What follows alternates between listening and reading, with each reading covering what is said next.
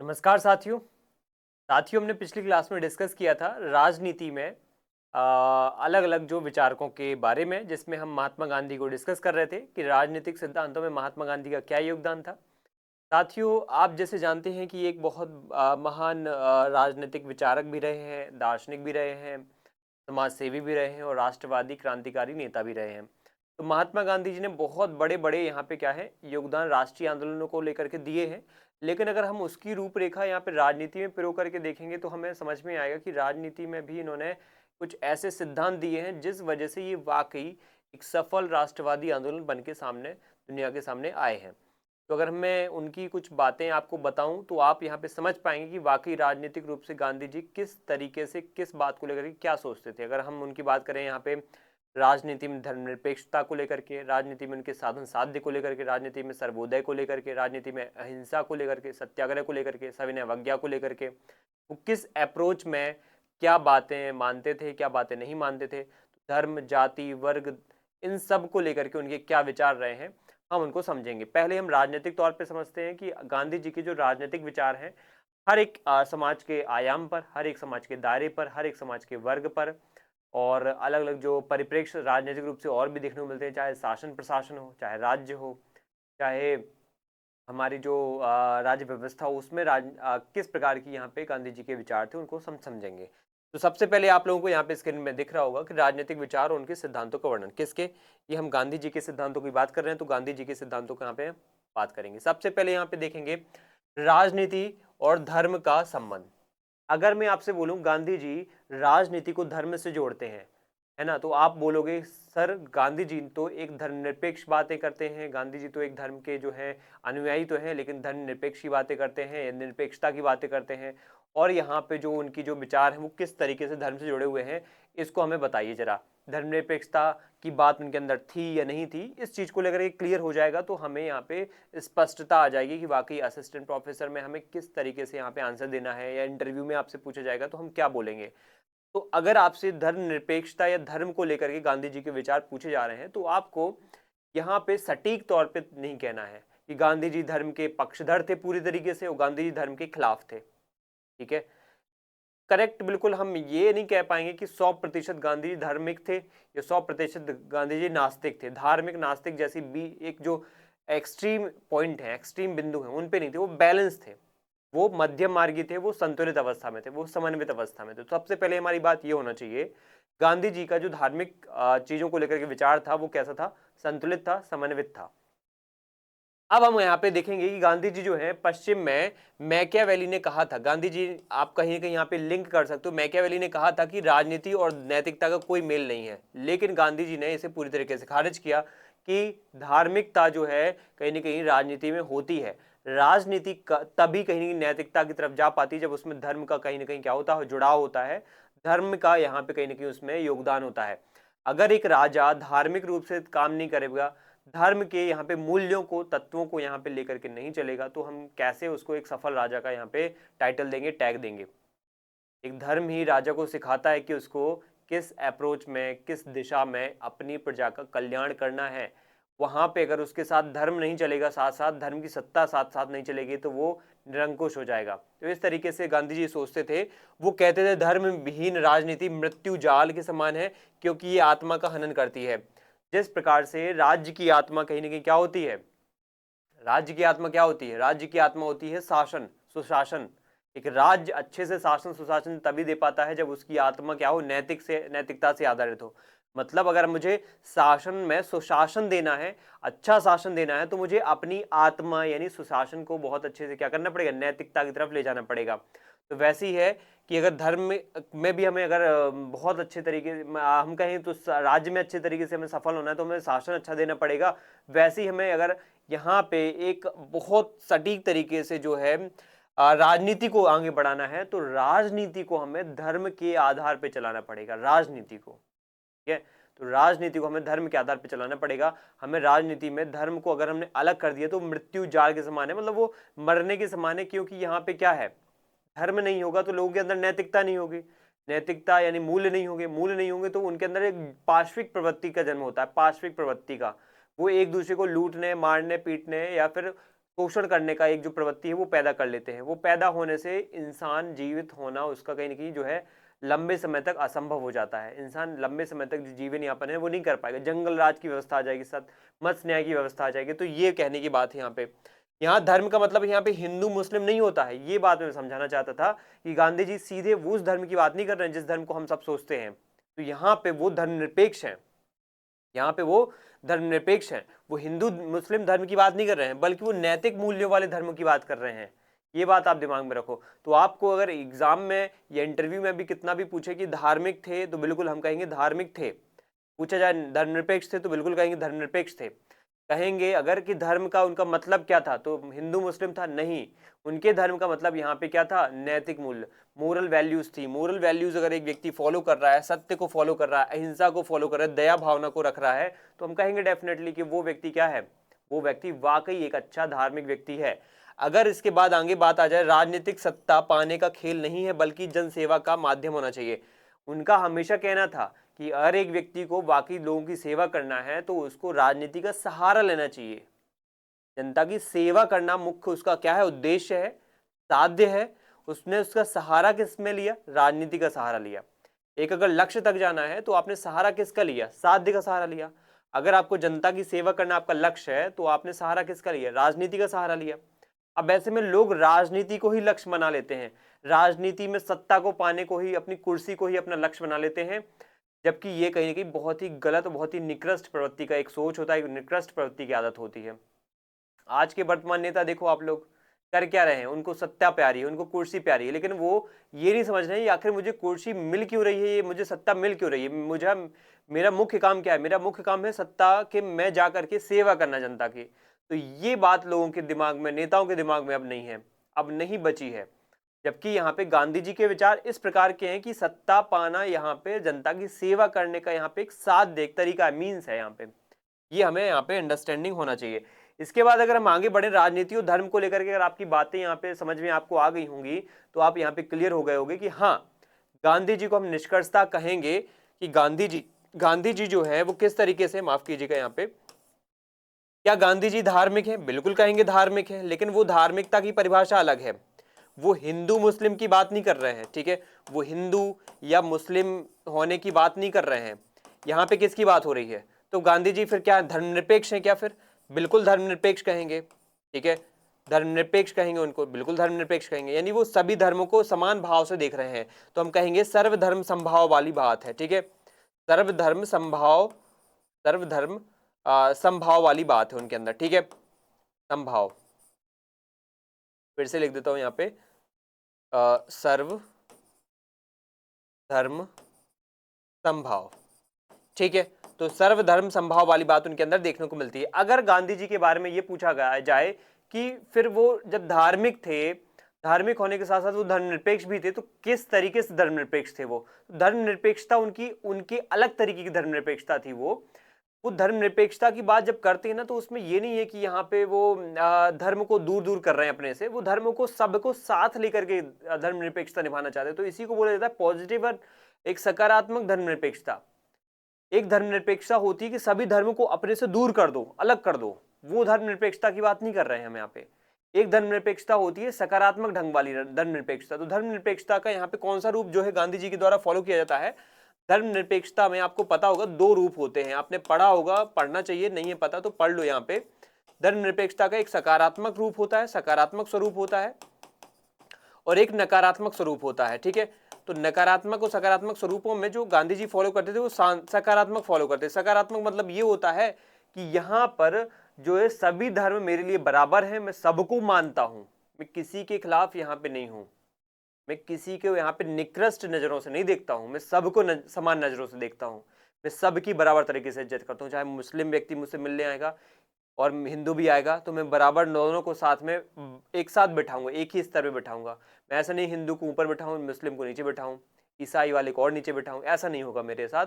मैं सबको बराबर नजरों से, बराबर उनकी बातों को सुनूंगा, समझूंगा, जानूंगा, ये होगा। और यहाँ पे जो नकारात्मक प्रवृत्ति वाला धर्मनिरपेक्षता होती है वो क्या होती है, वो होती है कि एक व्यक्ति जब एक जो धर्म को लेकर के एक जो भाव रखे वो बिल्कुल ही क्या रखे, जो है उनकी अवहेलना वाला रखे, अवहेलना करना। धर्म की जो भी बातें होंगी उनको वो ना तो सुनना पसंद करता है, ना जानना पसंद करता है, उनको बिल्कुल अपने से दूर रखता है। धर्म को एक अफीम के रूप में देखना, धर्म को बिल्कुल दूर करके रखना। तो धर्म को जब बिल्कुल दूर कर दिया जाता है, धर्म के सिद्धांतों को दूर कर दिया जाता है, तो वो हो जाता है नकारात्मक। ठीक है, यहाँ पे जैसे फ्रांस जैसे देशों के नाम सुनोगे आप, तो फ्रांस जैसे देश हो गए, चीन जैसे देश हो गए, ठीक है, इन देशों में आपको नकारात्मक धर्मनिरपेक्षता मिलेगी, नास्तिकता की प्रवृत्ति ज्यादा मिलेगी। तो यहाँ पे आप बात समझ सकते हो कि भारत में जो धर्मनिरपेक्षता है आज कैसी सर्वधर्म समभाव की है, वो जो कि सकारात्मक धर्मनिरपेक्षता वाली बात है। हम सभी धर्म को बराबर क्या देते हैं, महत्व देते हैं। तो यही गांधी जी के विचार थे जो आज भी हमारे संविधान में देखने को मिलते हैं। अगर हम अगले अब पॉइंट्स की बात करें तो वो मिलता है हमें साधन और साध्य के बारे में। साधन और साध्य के बारे में समझें, साध्य और साधन की पवित्रता को लेकर के। आप सबसे पहले आपको साध्य समझना चाहिए। साध्य क्या होता है? साध्य मतलब क्या होता है? आपका लक्ष्य। आपका लक्ष्य क्या है? आपका गोल क्या है? आपका जो है उद्देश्य क्या है? कोई बात को लेकर के उद्देश्य क्या है? आप क्यों करना चाहते हो? क्यों करना चाहते हो? ठीक है, तो क्यों करना चाहते का जो जवाब है वो कहाँ मिलेगा? आपको साध्य में मिलेगा। तो लक्ष्य, उद्देश्य, लेकिन उसके लिए आप जो भी तरीका अपनाओगे, जो भी साधन अपनाओगे, वो साधन यहाँ पे मीन्स कहलाएगा। इसको हम इंग्लिश में साध्य को जैसे हम एंड बोलते हैं, साध्य को हम क्या बोलते हैं? एंड, और यहाँ पे साधन को हम बोलेंगे मीन्स। तो यहाँ पे बोल देंगे जो तरीका अपनाते हैं लक्ष्य की या साध्य की प्राप्ति के लिए, जो तरीका, जो रास्ता या जो माध्यम अपनाया जाता है, रास्ता, माध्यम या साधन, ठीक है, उसको हम बोलते हैं यहाँ पे साधन। ठीक है, तो ये साधन और साध्य की व्यवस्था है। गांधी जी यहाँ पे कहते थे कि साधन अगर हमें साध्य अगर हमने अच्छा चुना है, हमारा लक्ष्य अच्छा है, हमारा उद्देश्य अच्छा है, हमारी सोच अच्छी है, हमें जिस स्तर तक जाना है यहाँ तक, तो वो अगर अच्छा है तो हमें साधन भी अच्छा चुनना चाहिए। हम जिस रास्ते से जा रहे हैं वो भी अच्छा होना चाहिए रास्ता, हमें तरीका यहाँ पे बहुत अच्छा चुनना चाहिए। मैकियावेली यहाँ पे कहता है कि अगर हमने लक्ष्य अच्छा चुना है, रास्ता कोई भी हो, रास्ता चाहे इधर से भी हो, चाहे इधर से हो, चाहे कुछ भी ऊट पटांग कोई भी रास्ता हो, भ्रष्ट हो, बुरा हो, नकारात्मक हो, किसी को हानि पहुंचाने वाला रास्ता हो, तो भी कोई दिक्कत नहीं, चलेगा। यानी साधन साध्य की पवित्रता यहाँ पे मैकियावेली नहीं करते हैं, कौटिल्य भी नहीं करते हैं। कौन करते हैं यहाँ पे सिर्फ और सिर्फ गांधी जी करते हैं। तो साधन और साध्य दोनों की पवित्रता की बात कौन करते हैं? गांधी जी करते हैं कि अगर आपको असिस्टेंट प्रोफेसर बनना है तो आप किस तरीके से जाना चाहोगे यहाँ पे, इस पद तक, असिस्टेंट प्रोफेसर के पद तक आप किस रूप में जाना चाहते हो? आप अपने कलेक्टर वाले पद पर किस रूप में जाना चाहते हो? आप अपने आईएएस वाले पद तक किस रूप में जाना चाहते हो? ये कैसे हमें समझ में आएगा कि आपका जो तरीका है वो किस तरीके से अच्छा है, किस तरीके से बुरा है? देखो, हम सब लक्ष्य अच्छा बनाते हैं, हम सब यहाँ पे उद्देश्य अच्छा बनाते हैं, टारगेट हमारा बहुत अच्छा होता है, बहुत ऊपर लेवल का होता है, सुप्रीम होता है, सर्वोच्च लेवल का होता है, लेकिन तरीके बहुत भ्रष्ट होते हैं, बहुत बुरे तरीके होते हैं, तो यहाँ पे हमारा लक्ष्य भी अपवित्र हो जाता है। तो मैकियावेली और यहाँ पे कौटिल्य जैसे लोग यहाँ पे लक्ष्य को यहाँ पे पवित्र मानते हैं, और जो उसका साधन है उस लक्ष्य को प्राप्त करने का, उस साध्य को प्राप्त करने का साधन है, वो उसकी पवित्रता की बात नहीं करते हैं। वो कहते हैं यहाँ पे पवित्र हो भी सकता है, नहीं भी हो सकता है, फर्क नहीं पड़ता, लक्ष्य पवित्र होना चाहिए। गांधी जी कहते हैं लक्ष्य आपका पवित्र होना चाहिए, साथ में आपका साधन भी पवित्र होना चाहिए, आपका मार्ग भी, आपका तरीका भी। आप भ्रष्टाचार करके असिस्टेंट प्रोफेसर बनोगे तो थोड़ी होगा, रिश्वत देके असिस्टेंट प्रोफेसर बनोगे तो थोड़ी ये सही होगा रास्ता। जिंदगी भर आपको गिल्ट फील रहेगा कि अपनी हिम्मत से कभी नहीं ले पाया उस पद को, है ना, पैसे देने पड़े, रिश्वत देनी पड़ी, भ्रष्टाचार करना पड़ा, तब जाके उस पद को प्राप्त कर पाया। अगर अंदर वाकई मूल्य होंगे, नैतिक मूल्य होगा, विवेक होगा, तो कभी आप कहीं ना कहीं यहाँ पे क्या है, भ्रष्टाचार नहीं करोगे। लेकिन अगर आपके अंदर मूल्य नहीं है, विवेक नहीं है, धर्म नहीं है, आपके अंदर कहीं ना कहीं सांत्वना का भाव नहीं, धैर्य नहीं है, तो आप कहीं ना कहीं यहाँ पे क्या कर लोगे, भ्रष्ट आचरण कर लोगे, भ्रष्ट रास्ता चुन लोगे। गांधी जी कहते हैं कि सबसे बड़ा योगदान यहाँ पे राजनीतिक दर्शन में गांधी जी का सबसे बड़ा योगदान यहाँ पे यही है कि साधन साध्य की पवित्रता होना चाहिए। विपरीत विचार यहाँ पे है कम्युनिस्ट और फांसीवाद की। ये आपको पता होना चाहिए कि साधन और साध्य की पवित्रता को लेकर के यहाँ पे एक मत नहीं है, वो है कम्युनिस्ट और फांसीवादी। वो कहते हैं लक्ष्य, यानी जो हमारा साध्य है, जो हमारा लक्ष्य है, ये साध्य जो हमने लक्ष्य बना रखा है यहाँ तक जाने का, असिस्टेंट प्रोफेसर बनने का, वो लक्ष्य सही होना चाहिए। साधन यानी हिंसा या झूठ, चाहे जो साधन आपका चाहे जो भी हो, चाहे आपका तरीका चाहे जो भी हो, चाहे कितना भी घटिया हो, ये मायने नहीं रखता। एंड जस्टिफाई द मीन्स, मतलब ये कह रहे हैं कि जो हमारा एंड है, हमारा जो आगे जो लक्ष्य हमने बना दिया है, वो अगर अच्छा है तो हमारा तरीका भी अच्छा हो जाएगा। लेकिन गांधी जी इस बात को नहीं मानते हैं, ठीक है, गांधी जी इस बात को नहीं मानते, गांधी जी इसको रिजेक्ट कर देते हैं। ठीक, इसके बाद अगर गांधी जी की बात करें तो गांधी जी कहते हैं कि साधन और साधन दोनों का जो है बीज और पेड़ के समान रिश्ता होता है। तुम जो बीज बोओगे उसी का तो वहां पे उसमें फल लगेगा। ठीक है, अगर आपने बबूल का पेड़ बोया तो उसमें कहां से आम मिलेगा, आपको कांटे ही मिलेंगे उसमें।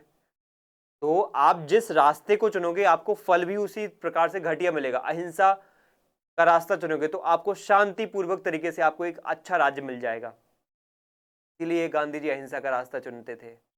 अगर आप हिंसा का रास्ता चुनोगे और फिर देश को आजादी प्राप्त कराओगे तो देश भी कितना बुरा होगा, गृह युद्ध वाला होगा, देश में इतनी अशांति होगी, आप कभी ऐसे देश को सफल सिद्ध नहीं कर पाओगे। तो देश में हिंसा ही हमेशा बनी रहेगी। देश की नींव ही हमने कैसे रखी, हिंसा से रखी है। देश का अगर हमने जड़ ही हिंसा से, जड़ ही हमने उसकी लड़ाई से, भ्रष्टाचार से, गलत तरीकों से, अनैतिक मूल्यों से हमने उसको शुरुआत की है तो कितना बुरा परिणाम मिलेगा। हम बोलते हैं ना कि कोई भी अच्छा शुभ काम है ना अच्छे तरीके से करना चाहिए। कोई भी अच्छी जो चीज है ना उसको अगर पाना है तो उसको बहुत अच्छे तरीकों से प्राप्त करना चाहिए। ठीक है, आपका जो भी सपना है, कोई भी आपका प्यार है, जो जिसको भी आप पाना चाहते हो तो उसको आपको बहुत मेहनत से, बहुत अच्छे तरीके से पाना चाहिए। कभी भी गलत रास्ता नहीं चुनना चाहिए। तो यही बातें हैं जो एक इंसान को एक नैतिक बनाता है, एक इंसान को अच्छा नागरिक बनाता है। गांधी जी यही मानते थे कि सीड एंड ट्री वाला कॉन्सेप्ट यहाँ पे होना चाहिए। बीज आप जो बो रहे हो उसी तरीके का पेड़ मिलेगा, नहीं जो साधन चुनोगे वैसे ही आपको साध्य मिलेगा। बोया आपने बबूल का पेड़ है तो आपको जो है आम कहां से मिलेगा, ये तो आपको सबको पता है। तो निष्कर्ष ये है कि गलत तरीके से अगर पाई गई आजादी है या गलत तरीके से आपने कोई लक्ष्य प्राप्त कर लिया है तो वो ज्यादा दिन नहीं टिकेगा, वो जल्दी खत्म हो जाएगा। जैसे उन्होंने चौरा चौरी के बाद जैसे थोड़ी सी भी हिंसा हुई, थोड़ा सा भी हमने गलत रास्ता चुना तो उन्होंने वापस उसको ले लिया कि हम वो लक्ष्य प्राप्त करना ही नहीं चाहते। जरूर असहयोग आंदोलन के माध्यम से 1-2 साल में ही हमें आजादी मिल जाएगी, स्वराज मिल जाएगा, लेकिन वो स्वराज ज्यादा दिन नहीं टिक पाएगा, खत्म हो जाएगा। ये था गांधी जी का यहाँ पे मानना कि लंबे समय तक वो स्वराज नहीं मिल पाएगा। तो चौरा चौरी की घटना हुई है जैसे असहयोग आंदोलन में, तो हमें वो हिंसा को यहाँ पे समझना पड़ेगा, वापस यहाँ पे अपने लक्ष्य को चेंज करना पड़ेगा, हमें वापस अपने साधन को चेंज करना पड़ेगा। क्योंकि इस तरीके से चौरा चौरी घटना के तरीके से हमें क्या मिलेगा, आगे जाकर के और लोग हिंसा के लिए प्रेरित होंगे कि गांधी जी ने चौरी चौरा की घटना को, हिंसा को यहाँ पे कहीं ना कहीं यहाँ पे ध्यान नहीं दिया और फिर से हिंसा को और बढ़ावा दे दिया। यही हुआ, यही होगा। तो ऐसे में हिंसा और बढ़ेगी, हिंसा और बढ़ेगी तो यहाँ पे वो लक्ष्य प्राप्त करना और दुष्कर हो जाएगा। तो यहाँ पे लोग उनको क्रिटिसाइज करते हैं गांधी जी को कि गांधी जी ने यहाँ पे बहुत गलत किया, ये सब नहीं करना चाहिए था, जो कि यहाँ पे वैलिड था, उनके हिसाब से बहुत वैलिड था। क्योंकि उनके तरीके बहुत मैटर करते थे उनके लिए, जीवन में तरीके बहुत मायने रखते। ये बात है कि एक व्यक्ति जो है 2 रोटी में भी बहुत खुशहाल जीवन जी लेता है, बहुत ही कच्चे घर में, कम कपड़े हैं उसके पास पहनने को, कम हो उसके पास संपत्ति है, लेकिन फिर भी खुश रह लेता है क्योंकि उसका तरीका बहुत अच्छा है जीवन जीने का। लेकिन एक करोड़पति होने के बावजूद उसको कोई डायबिटीज की बीमारी है, कोई उसको शुगर का यहाँ पे प्रॉब्लम है, तो ना तो अच्छे से खा पाता, इतना पैसा कमाने के बावजूद भी नहीं खा पाता कुछ भी अच्छी अपनी मन की चीजें, ना इतना पैसा कमाने के बावजूद भी वो चल फिर नहीं पाता क्योंकि उसको दिन भर क्या है, कोई ना कोई यहाँ पे ड्रिप चल रही है, कोई ना कोई कुछ प्रॉब्लम है, कहीं आर्थराइटिस हो चुका है पैरों में, ये समस्या है। तो देखो आप, जीवन में यहाँ पे जीना मैटर करता है, जीवन का तरीका आपका मैटर करता है, आप किस तरीके से जी रहे हो, वो है सुकून वाली जिंदगी। आपके पास है क्या वो ज्यादा मैटर नहीं करता। ठीक है, आप कम संसाधनों में भी अच्छा जीवन जी सकते हो, आप अधिक संसाधनों में भी अच्छा जीवन जी सकते हो, आपका तरीका मैटर करेगा। आपका तरीका अगर अच्छा है तो आप संसाधन चाहे कम हो चाहे ज्यादा हो आप अच्छे से जियोगे। तरीका बुरा है, फर्क नहीं पड़ता, आप बुरे ही तरीके से जियोगे। तो साधन, ये तरीका बहुत मैटर करता है। अब आता है राज्य संबंधी विचार, और राज्य एक आवश्यक बुराई बोला है गांधी जी ने। देखो राज्य को आवश्यक बुराई क्यों बोलते हैं गांधी जी, समझना। गांधी जी राज्य, सरकार या पुलिस सेना का शुभ नहीं मानते। वो कहते हैं ये जो सरकार है या पुलिस है, ये सेना है, ये एक प्रकार से हमें जो है ना हमारी शक्तियों को, कहीं ना कहीं हमारे अधिकारों को हनन करने वाली होती है। हमारे दिमाग में, हमारी चेतना में कोई भी विचार पैदा होता है तो उस विचार में हस्तक्षेप करने वाली, हनन करने वाली व्यवस्था होती है पुलिस, राज्य।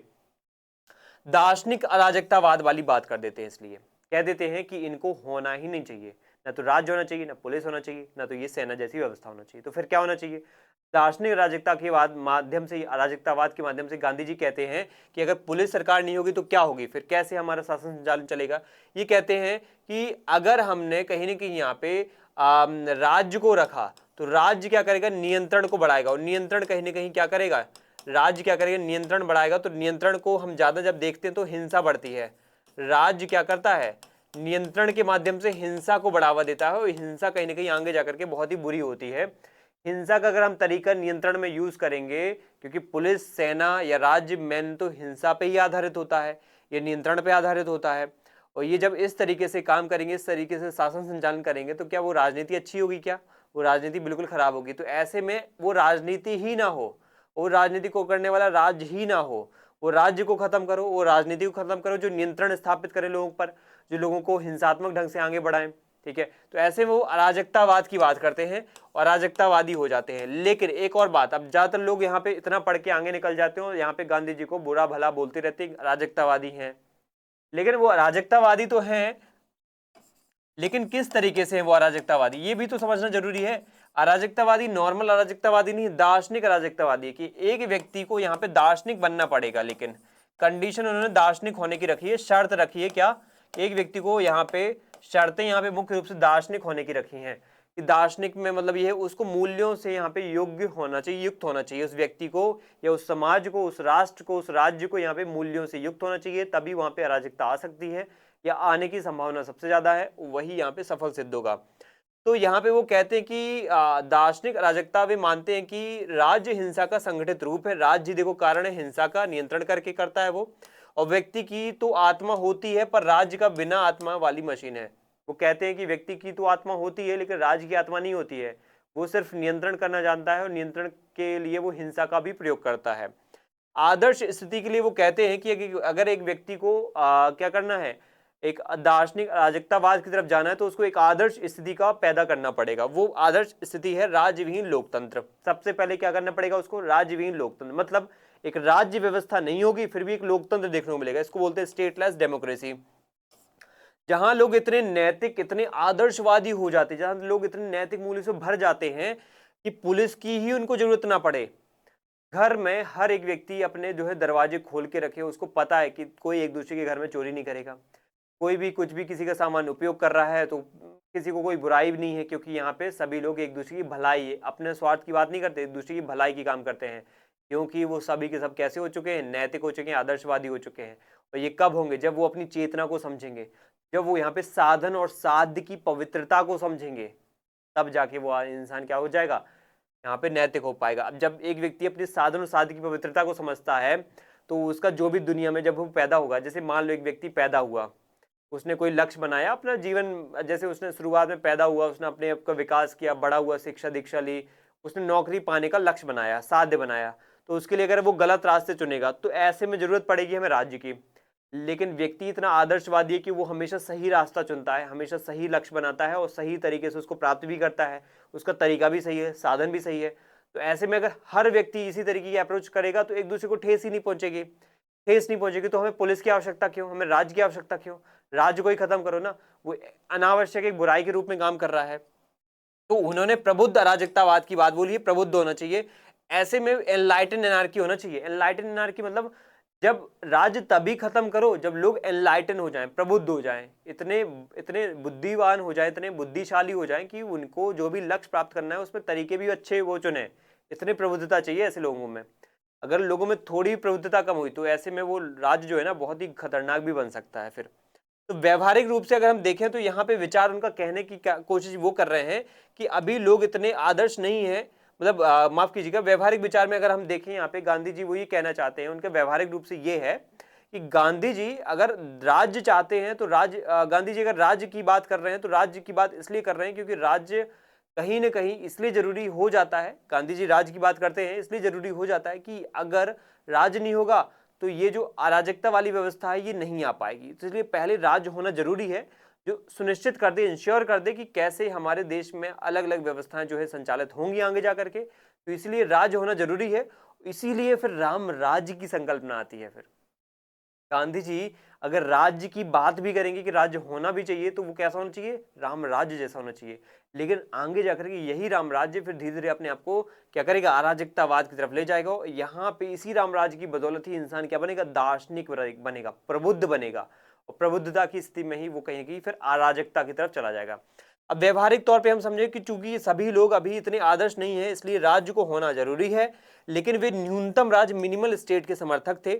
वह सरकार सबसे अच्छी है जो सबसे कम शासन करे, थोरों का प्रभाव। अब समझना, थोरो ने तो यहाँ पे बात बोल दी जो सबसे कम शासन करे वो राज्य सरकार अच्छी है। अब समझना यहाँ पे एक बात, वो किसकी बात मैं यहाँ पे बताऊंगा, गांधी जी की। गांधी जी जब बात बोल रहे थे कि अराजकतावाद होना चाहिए, लेकिन अराजकतावाद सडनली नहीं आ सकता है, ठीक है। सबसे पहले अगर राज्य हमारे अभी वर्तमान में एग्जिस्ट कर रहा है तो इस राज्य को पहले बनाओ, राम राज्य बनाओ। और राम राज्य में क्या होता है आपको पता है, सभी के सभी आदर्श की तरफ बढ़ने की कोशिश करते हैं, सभी के सभी मूल्यों को महत्व देते हैं, ठीक है। आदर्श मूल्यों को महत्व देते हैं, तो मूल्यों नैतिकता पर बल देते हैं। जब ये राम राज्य चलेगा, इसी राम राज्य को बोला गया है मिनिमल स्टेट। इसको अगर साइंटिफिक भाषा में बोलोगे तो इसको बोला जाता है मिनिमल स्टेट या फिर न्यूनतम राज्य, ठीक है। क्या बोला जाता है, न्यूनतम राज्य। मिनिमल स्टेट में ये होता है या न्यूनतम राज्य में ये होता है कि कोई व्यक्ति के हर एक काम में यहाँ पे राज्य टांग नहीं अड़ाएगा। क्यों नहीं अड़ाएगा, क्योंकि उस राज्य को पता है कि ये व्यक्ति आदर्श की तरफ बढ़ रहा है, ये नैतिकता की तरफ बढ़ रहा है, इसको पता है इसका बेस्ट क्या है, इसको पता है इसके लिए अच्छा क्या है। व्यक्ति जब इतना ज्ञानी हो जाता है तो राज्य को फिर पता रहता है कि उसको कौन से काम जनता को करने हैं, कौन से काम जनता के नहीं करने। जैसे आप अमेरिका जैसी संस्कृतियों में चले जाओ, ब्रिटेन की संस्कृति या यूरोप की संस्कृति में चले जाओ, वहाँ पे सरकारें ज़्यादा काम नहीं करती हैं। वहाँ के लोगों को पता है कौन सी चीज़ क्या करनी है क्या नहीं करनी है, कौन सा उनके लिए अच्छा है कौन सा उनका बुरा है, वो सब पता है। ऊपर ऊपर से वहाँ की सरकारें अब चल रही हैं। वहाँ पे एक प्रकार से कह सकते हैं मिनिमल स्टेट वाली कंडीशन आ चुकी है यूरोप की और अमेरिका की राजनीति में, लेकिन भारत जैसे देशों में अभी नहीं आई है। यहाँ पे सरकार हर चीज़ में दखल दे रही है, लेकिन धीरे धीरे अब सरकार लोगों पर छोड़ भी रही है, वो बात अलग है। लेकिन यहाँ पे कहेंगे मिनिमल स्टेट। गांधी जी भी कहते हैं मिनिमल स्टेट होना चाहिए। मिनिमल स्टेट एक प्रकार से गांधी जी उसको राम राज्य कहते हैं, और राम राज्य धीरे धीरे अराजकता में कन्वर्ट हो जाना चाहिए। अराजकता यानी कि बिल्कुल ही वो खत्म हो जाए और जरूरत ही ना पड़े, राज्य ऐसे हो ही ना, तो यहाँ पे मतलब बुरे ना हो यहाँ पे, तो कोई दिक्कत नहीं है, आसानी से लोग अपना शासन खुद ही संभाल सकते हैं, ठीक है। तो मेरी बात आप लोगों को समझ में आएगी है। अगर कोई डाउट है कोई क्वेरी है तो आप लोग जरूर बताइएगा और हम इसको बिल्कुल सुलझाने की कोशिश करेंगे, ठीक है। अब आगे देखते हैं यहाँ पे गांधी जी का राम राज्य की अवधारणा, इसको और डिटेल में समझते हैं। गांधी जी ने राम राज्य के किसी विशेष धर्म से मतलब नहीं है। अगर हम इसको राम राज्य को हिंदू धर्म से जोड़ दें कि राम राज्य की अवधारणा तो हमें हिंदू धर्म में देखने को मिलती है रामायण में, तो ये रामायण महाभारत से लिंक करके हमें अगर जोड़ना है तो हमें ये कहीं ना कहीं हमारी संकीर्णता को दिखाएगा। गांधी जी कभी भी राम राज्य को यहाँ पे इस तरीके से हिंदू धर्म से जोड़ने की बात नहीं करते हैं। वो कहते हैं कि राम राज्य का मेरा जो तात्पर्य है वो मुख्य रूप से आदर्श राज्य की तरफ है, एक आइडियल स्टेट बनाने की तरफ है। राम राज्य उसमें बहुत अच्छे से लोगों को समझाया जा सकता है, इसलिए वो एक शब्द का उपयोग किया है। राम राज्य का उनका अर्थ क्या है, वो है पृथ्वी पर ईश्वरीय साम्राज्य बना देना। अब बोलोगे कि फिर ईश्वरीय सत्ता बना देना वही वो देवी राज की बात करना, फिर ऐसे में तो राजतंत्र आ जाएगा।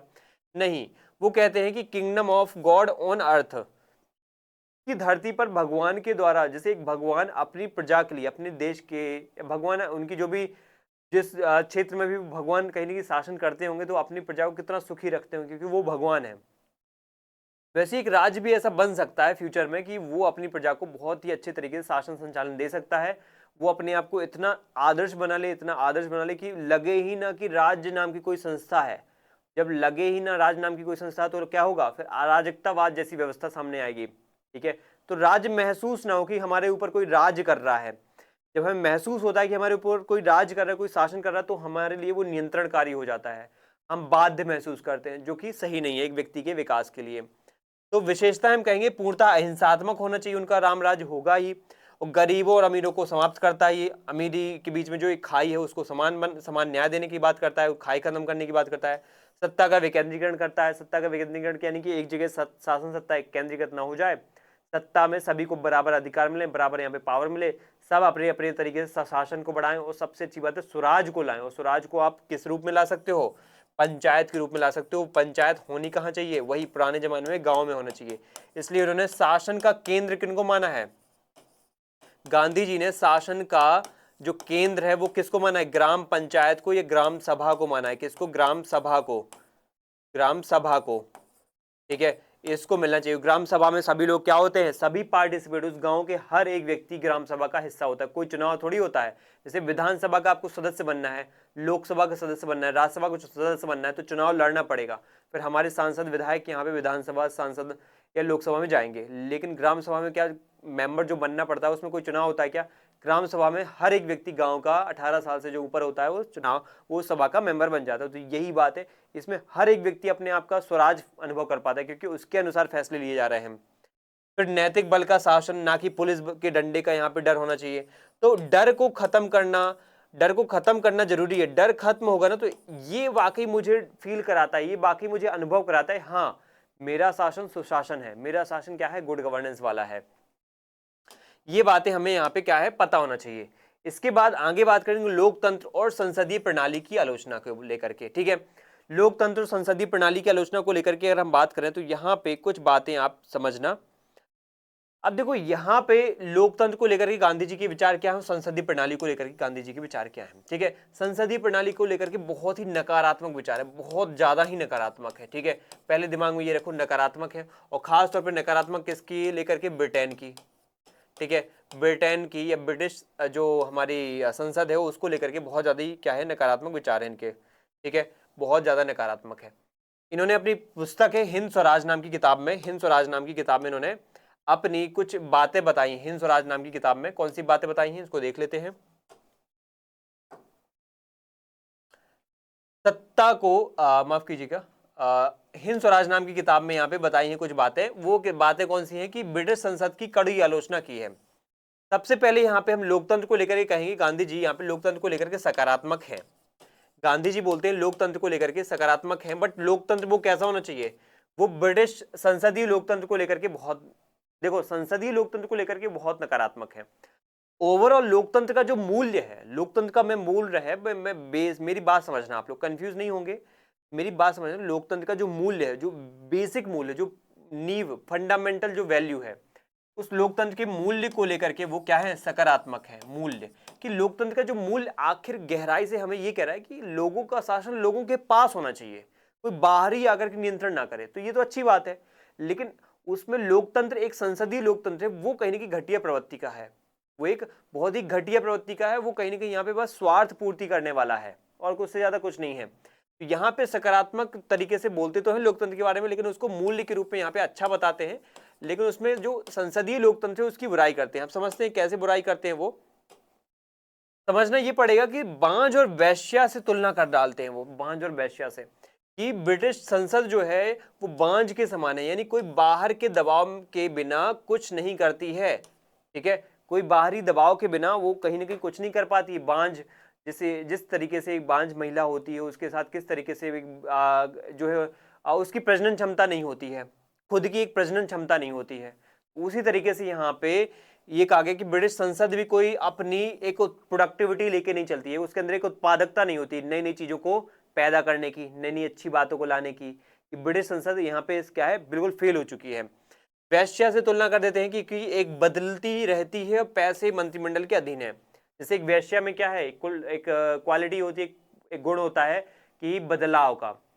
ठीक है, एक बदलाव का, उसको किसी से कोई लगाव नहीं होता है, जो उसको ज्यादा पैसे देगा, जो उसको ज्यादा फेवर करेगा, वो उसके साथ यहाँ पे जुड़ जाती है। ठीक है, तो वैसी ब्रिटिश संसद भी वैसी है कि बदलती रहती है, जब जहां जैसे पैसे, जहां जैसा मंत्रिमंडल बना, जिस पार्टी का मंत्रिमंडल बना उसके अकॉर्डिंग काम करने लग गए। वो मंत्रिमंडल क्या पता एक भ्रष्ट पार्टी का बन गया तो भ्रष्ट तरीके से काम करेगी ब्रिटिश संसद। ठीक है, हमारे देश में देखो, आज हमारे देश में भी संसदीय लोकतंत्र हमने ब्रिटेन से ले लिया है। वो क्या रहा है, एक पार्टी आती है, उसकी पार्टी की विचारधारा है निजीकरण की, प्राइवेटाइजेशन की। एक पार्टी की विचारधारा है कैसी, दक्षिण पंथ की, तो दक्षिण पंथ को लागू कर देती है। अब वो मूल्य सबके लिए अच्छा हो या ना हो फर्क नहीं पड़ता, वो पार्टी के हिसाब से काम कर रही है। तो यानी कि पूरी संसद ही उस पार्टी के अकॉर्डिंग काम करेगी, उस मंत्रिमंडल, उस मंत्रियों के अकॉर्डिंग काम करेगी जो उसको यहाँ पे कह रहे हैं। तो इसका खुद का कोई एक स्वरूप नहीं है, ये बस क्या है, एक वैश्या के समान, एक कठपुतली के समान यहाँ पे काम कर रही है, एक बांझ के समान यहाँ पे काम कर रही है, जो कि कोई प्रोडक्टिव यहाँ पे काम नहीं कर पा रही है। कारण क्या है ऐसा, पश्चिमी लोकतंत्र में केवल सिर गिने जाते हैं, यानी संख्या बल गिनी जाती, बुद्धि नैतिकता नहीं देखी जाती, बहुमत की तानाशाही से डरते हैं। देखो संसदीय लोकतंत्र को इस मामले में जरूर क्रिटिसाइज करना चाहिए कि यहाँ पे जिसके ज्यादा सांसद, जिसके ज्यादा विधायक, वही सरकार बनाएगा, वही देश चलाएगा। क्या पता बेवकूफों को चुन लिया है इस बार जनता ने, क्या वो भी यहाँ पे कहीं ना कहीं शासन चलाने के या शासन संचालन के योग्य होने चाहिए कि नहीं होने चाहिए, नहीं होने चाहिए, डेफिनेटली नहीं होने चाहिए। तो ऐसे में समझना ये जरूरी हो जाता है कि एक व्यक्ति को यहाँ पे शासन हम जो दे रहे हैं वो उसके अनुसार है, वो क्या उसको सही यहाँ पे विकास दे पाएगा कि नहीं दे पाएगा। क्या जो लोग उसने चुने हैं क्या पता तो वो कहीं ना कहीं भ्रष्ट तरीके से उसने चुन लिए हों, या उसको कोई यहाँ पे लालच के माध्यम से उसको वोट देने का यहाँ पे मिला मौका, लालच के माध्यम से उसने चुन लिया हो व्यक्ति को। तो यहाँ पे ये भी जरूरी है कि व्यक्ति भी यहाँ पे आदर्शात्मक व्यवस्था में होना चाहिए, उसको इतना ज्ञान होना चाहिए कि जिसको चुन रहा है वो भी उसके महत्व में, उसके लाभ में काम करेगा, उसके फेवर में काम करेगा। तो इसमें नीचे से यहाँ पे जरूरी है कि एक व्यक्ति नीचे से, बिल्कुल स्क्रैच से, बिल्कुल नीचे से, नींव से यहाँ पे जागरूक हो अपने अधिकारों को लेकर के, अपने लोकतंत्र के अधिकारों को लेकर के जागरूक हो। जब वो पता होगा उसको सबसे अच्छे तरीके से कि उसके ऊपर जो नेता या प्रतिनिधि चुनाव के माध्यम से चुने जाने वाला है वो सही है, तभी ये लोकतंत्र सफल होगा। लेकिन नीचे का व्यक्ति ही अनपढ़ है, जागरूक नहीं है, तो वो क्या पता अच्छे प्रतिनिधि को चुने या ना चुने, फर्क नहीं पड़ता। क्या पता वो गलत प्रतिनिधि को चुन ले, भ्रष्टाचारी हो वो। अब वो भ्रष्टाचारी प्रतिनिधि क्या उसके लिए भलाई का काम करेगा? नहीं करेगा ना। तो ऐसे में लोकतंत्र के माध्यम से गलत प्रतिनिधि जो चुन लिए जाते हैं वो कभी भी यहाँ पे सफल तरीके से या सही तरीके से सुशासन नहीं दे पाते हैं, है ना। इसी तरीके से संसदीय लोकतंत्र क्या हो जाता है, ये पश्चिमी लोकतंत्र ये बुरा हो जाता है, क्योंकि ये बस संख्या दिखता है, जिसकी पार्टी में जितने ज्यादा अच्छे प्रतिनिधि जीत गए हैं वो यहाँ पे सरकार बनाएगी। फर्क नहीं पड़ता वो कैसे आदर्शात्मक हैं कि कैसे हैं वो, ये फर्क नहीं पड़ता। तो ये यहाँ पे कहीं ना कहीं ये घटिया प्रवृत्ति यहाँ पे इसको उजागर करते हैं गांधी जी। फिर उसके बाद हम पढ़ेंगे विकेंद्रीकरण को लेकर के। गांधी जी के विकेंद्रीकरण और ग्राम स्वराज को लेकर के क्या विचार हैं, ठीक है, डिसेंट्रलाइजेशन को लेकर के गांधी जी हमेशा क्या थे, पक्षधर थे। इस बात को मैं लिखूंगा, पक्षधर थे। एक दो बातें आप बिल्कुल यहाँ पे नोटिस कर ही लिया करो, जैसे मैंने यहाँ पे क्या बताया, लोकतंत्र के और खास तौर पर संसदीय प्रणाली जो लोकतंत्र की है उसके खिलाफ थे, वो बिल्कुल खिलाफ थे। लेकिन हम विकेंद्रीकरण की बात करें तो इसके बिल्कुल पक्षधर थे, बहुत गहराई से, ठीक है, कठोर पक्षधर, कठोर रूप से वो बोल रहे थे, मतलब बहुत ही गहराई से कि विकेंद्रीकरण होना चाहिए, देश में केंद्रीय सत्ता नहीं होना चाहिए। हमारा देश गांव का देश है, हमारा देश ग्रामीण संस्कृति का देश है, हमारा देश कुटीर उद्योगों वाला देश है। हमारी देश की ज्यादातर जनसंख्या गांव में निवास करती है, आज भी 70%, 60% जनसंख्या गांव में निवास करती है। और हम अगर शहरों में बैठ के सीधे क्या करेंगे, शासन संचालन करेंगे तो सफल नहीं होगा। हमारी संस्कृति पूरी गांव आधारित है। तो गांधी जी यहाँ पे गांव को यहाँ पे क्या है, मुख्य रूप से राजनीति का केंद्र समझते थे। और राजनीति जो है संचालित कहाँ से होना चाहिए, गांव से उठनी चाहिए, यानी नीचे से ऊपर की तरफ उठनी चाहिए, बॉटम टू टॉप अप्रोच होना चाहिए। तो इस तरीके की अप्रोच लेकर के ये बोलते थे, इसलिए ग्राम स्वराज की बात करते थे कि स्वराज भी होना चाहिए ना, तो राष्ट्र स्वराज बाद में, लेकिन पहले ग्राम स्वराज होना चाहिए। गांव को पहले स्वराज दो, गांव को उनका खुद का राज दो, गांव का सेल्फ गवर्नमेंट दो उनका, वो खुद में, अगर गांव एक अपना शासन खुद संचालित कर पा रहा तो ये वाकई एक देश में एक नागरिक को फील हो पाएगा, अनुभव हो पाएगा, हाँ वो आजाद हो गया है। नीचे से अगर ऊपर से सरकार बदल गई, ऊपर से यहाँ पे नेहरू जी यहाँ पे आ गए हैं, बस वायसराय लॉर्ड माउंटबेटन थे, मान लो लॉर्ड माउंटबेटन वायसराय थे, ठीक है, और वहां पे रानी ब्रिटेन में बैठी थी, उनके आदेश वायसराय यहाँ पे इंप्लीमेंट कर रहे थे। तो वायसराय को बदल करके यहाँ पे हम नेहरू जी को ले आए, उनको प्रधानमंत्री बना दिया और राजेंद्र प्रसाद जी को यहाँ पे राष्ट्रपति बना दिया। तो इससे क्या गांव में क्या सुधार हो पाएगा, गांव में कैसे व्यक्ति फील कर पाएगा, अनुभव कर पाएगा कि उसको स्वराज आ गया। गांव में एक एक व्यक्ति या हमारे पूरे देश में एक एक व्यक्ति अगर अनुभव करना चाहता है, उसको स्वराज मिल चुका है, तो गांव से शुरुआत करनी पड़ेगी, हमें गांव से शुरुआत करनी पड़ेगी। ऐसे में गांधी जी कहते थे कि दिल्ली या लंदन में केंद्रित रहने के खिलाफ थे। वो कहते थे कि महासागरीय वृत्त सिद्धांत को फॉलो करना चाहिए। ये याद रखना, ये पूछा जाएगा एग्जाम में, महासागरीय वृत्त सिद्धांत क्या होता है। ये इसको बोल जाता है ओशियनिक सर्कल थ्योरी। मतलब ये है कि सत्ता का जो ढांचा है, पिरामिड है, ये जैसा नहीं होना चाहिए, वहां ऊपर वाला नीचे वाले को कुचले। मतलब वो ये कह रहे हैं कि सत्ता का जो पिरामिड है, उसमें पिरामिड में होता क्या है, पिरामिड में हम सब जानते हैं, पिरामिड में एक संरचना है, ऊपर बैठा, टॉप पे बैठा हुआ व्यक्ति नीचे को कुचलता है, बॉटम वाले को क्या करता है, दास बना करके, अपना एक पिट्ठू बना करके काम करवाता है, ठीक है, ऊपर के लोग। तो इस तरीके की व्यवस्था नहीं होना चाहिए, जबकि होना क्या चाहिए, नीचे से बॉटम टू टॉप अप्रोच होना चाहिए, ठीक है। पिरामिड नुमा संरचना नहीं है। पिरामिड नुमा में क्या हो रहा है, शुरुआत में बहुत सारे लोग हैं, ठीक है, ये बहुत सारा बेस में बहुत सारे लोग होते हैं, धीरे धीरे छोटा होता जाता है इस तरीके से, यानी टॉप पे एक व्यक्ति बैठा हुआ है जो पूरे के पूरे नीचे के ढांचे को संचालित कर रहा है। ऊपर टॉप है, फिर नीचे से 2 हो जाएंगे, 3 4 ऐसे बढ़ते जाएंगे। तो ऊपर टॉप पे तो एक ही है ना, वही अंतिम फैसला कर रहा है। तो इस तरीके की केंद्रीकृत व्यवस्था से क्या होता है, तानाशाही प्रवृत्ति आती है। दूसरा बोलते हैं सत्ता समुद्र की लहरों की तरह होती है। सत्ता क्या होती है, समुद्र की लहरों की तरह क्या होती है, बीच में गांव हो और वह अपने घेरे को बढ़ाते जाएं। जैसे एक लहर होती ना, एक मान लो तरंगे होती समुद्र में, ऐसी तरंगे, तो बीच में देखो ये गांव है, ये समुद्र के, मान लो यहाँ पे हमने कुछ फेंका तो इस तरीके से लहरें उठती हैं, फिर वो फैलती जाती हैं, फैलती जाती हैं। किस तरीके से फैलती जाती है, इस तरीके से वो चारों तरफ फैल जाती हैं ऐसी। तो गांव भी, या हमारी जो सत्ता का केंद्र है वो गांव ही होना चाहिए, और उसके बाद ये घेरे बढ़ते जाने चाहिए, बढ़ते हुए पूरे विश्व को समाहित कर ले, लेकिन किसी पर हावी ना हो। अब गांव से हम अगर सत्ता का केंद्र यहाँ पे शुरुआत करेंगे तो गांव कहीं ना कहीं इंडिपेंडेंट है, स्वतंत्र है, स्वराज पर आधारित है।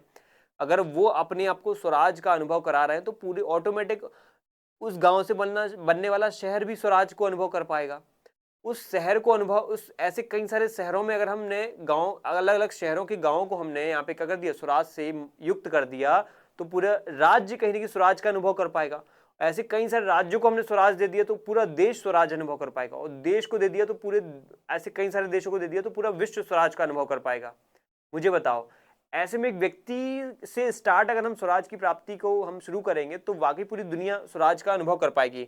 ठीक है, मान लो जैसे एक हमारा जो है व्यक्ति है, ऐसे बहुत सारे लोग हैं इस गांव में रहते हैं, इन सब को हमने स्वराज दे दिया कि तुम ग्राम सभा के मेंबर हो, तुम यहाँ पे फैसला करो कि तुम्हारे गांव में क्या होना चाहिए, तो ये सब मिलकर फैसला करते हैं।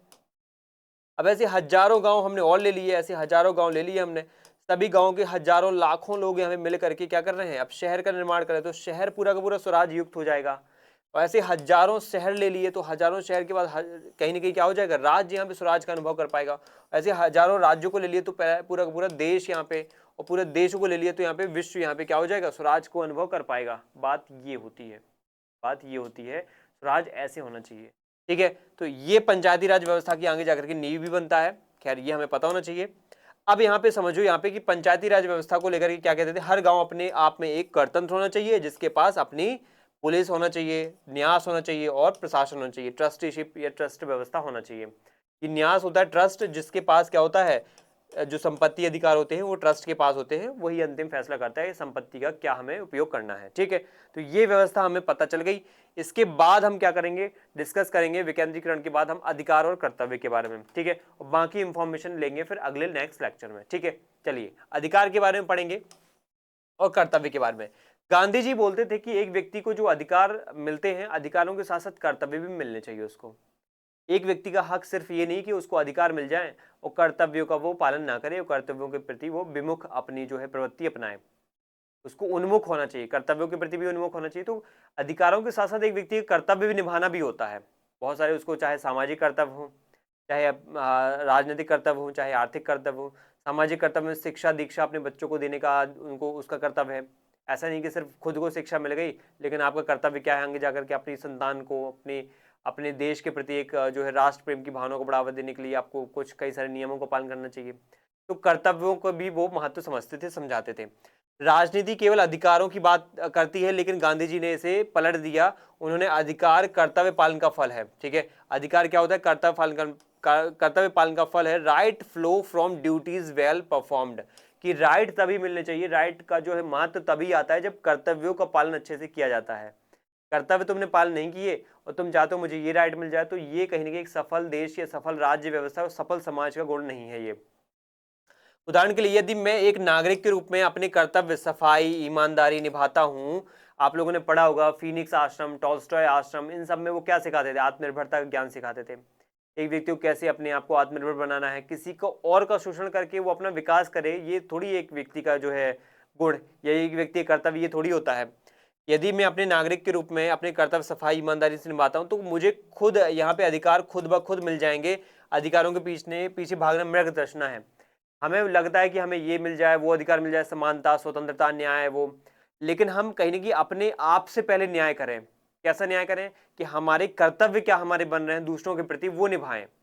मुझे अगर समानता चाहिए तो मैं अगर बोलूंगा कि मुझे समानता चाहिए, मैं सरकार से बोलूँ, और मैं यहाँ पे साइड में असमानता कर रहा हूँ किसके साथ, मैंने घर में एक नौकरानी लगा रखी है, एक नौकर लगा रखा है, एक दास है मेरे घर में। मैंने अपने घर की महिलाओं को यहाँ पे मौका ही नहीं दिया बाहर जाकर के पढ़ने लिखने का, ना उनको नौकरी करने का, और मैं यहाँ पे सामने जाकर के यहाँ पे क्या कह रहा हूँ, मुझे तो समानता का अधिकार होना चाहिए, है ना। जैसे मैं अगर मैं बात करूँ दलितों के साथ या नीची समझे जाने वाली जातियों के बारे में हम अगर डिस्कस करें, तो उनको यहाँ पे मैं उनकी बुराई नहीं कर रहा हूँ, लेकिन मैं उनके लिए बोल रहा हूँ ये बात, या जो पिछड़े हमारे समाज के लोग हैं उनके अंदर एक टेंडेंसी है कि हमें भी उच्च जातियों के समान अधिकार मिले, हमें भी उच्च जातियों के समान यहाँ पे जो है ओहदा मिले, हमें भी उच्च जातियों के समान यहाँ पे समझा जाए, हमारे भाई सम्मान उतना ही हो। तो उनको ये भी समझना चाहिए कि वो भी तो एक किसी खास एक वर्ग के साथ, एक लिंग के साथ, एक समुदाय के साथ वो भी असमानता का भाव कर रहे हैं, तो उनका कर्तव्य पहले बनता है, फिर जाकर के उनको अधिकार मिलेगा। ये कर्तव्य बनता है कि घर की महिलाओं, बेटियों को शिक्षा के अधिकार दें, समानता के अधिकार दें, वो बराबर तरीके से उनको भी मौके दें, अवसर की समानता दें वहाँ पे। तो वो अधिकार अगर किसी को देंगे तो ये उनका कर्तव्य अगर वो निभाएंगे तो इस तरीके से आगे जाकर के आगे आने वाली पीढ़ी आपका भी क्या है, उनका भी सम्मान होगा। कहीं ना कहीं जो आगे आने वाली संतान होगी वो भी पढ़ी लिखी होगी, वो भी समझदार होगी, उनको डेफिनेटली पता होगा कि उनके अधिकार क्या है, कर्तव्य क्या है। और आगे आने वाली जो उच्च जातियों की पीढ़ी, उनको भी पता होगा कि उनके अधिकार कर्तव्य क्या है, तो वो भी अच्छे तरीके से इनका संचालन कर पाएंगे। तो ये अधिकार और कर्तव्य का जो एक सिम्बायोटिक रिलेशन, एक सहजीवी संबंध है, वो होना चाहिए कि अगर कर्तव्य है तो ही अधिकार है, अधिकार है तो कर्तव्य है, इस तरीके से होना चाहिए। और ये व्यवस्था आज की हमारे यहाँ पे खत्म हो जाती है। आज हम इतना ही डिस्कस करेंगे। अगली क्लास में हम डिस्कस करेंगे यहाँ पे कि जो हमारे राष्ट्रवाद है, अंतर्राष्ट्रीयवाद है, इन सब पे गांधी जी ने क्या विचार रखे हैं। बहुत सारे टॉपिक्स हैं गांधी जी के, राष्ट्रवाद, अंतर्राष्ट्रवाद, सत्याग्रह, तुलनात्मक निष्कर्ष, फिर हम गांधीवादी स्तर प्रतिमान पढ़ेंगे, अहिंसा को लेकर के, विकेंद्रीकृत स्वराज को लेकर के, अलग अलग व्यवस्थाएं उनकी और भी हमारी डिस्कस होंगी। ठीक है, बहुत सारी इनके व्यवस्थाएं, बातें हैं जो हमें डिस्कस करना है। अहिंसा को लेकर के क्या है, सत्याग्रह को लेकर के क्या है उनके विचार, स्वराज को विचार क्या है, सर्वोदय के विचार क्या है, राम राज्य, सविनय अवज्ञा, दार्शनिक राजरिकतावाद, धर्मनिरपेक्षता, ठीक है, अपराध पर और दंड को लेकर के, गांधी जी के एकादश व्रत को लेकर के, बहुत सारी बातें हैं, बहुत सारी बातें करना है आप लोगों से। तो मिलते हैं अगले लेक्चर में। थैंक यू आप सभी को, एंड जय हिंद। कोई क्वेरी है तो आप जरूर ग्रुप में बताइएगा, ठीक है, उसमें हम इसको आइडेंटिफाई करेंगे। थैंक यू एंड जय हिंद।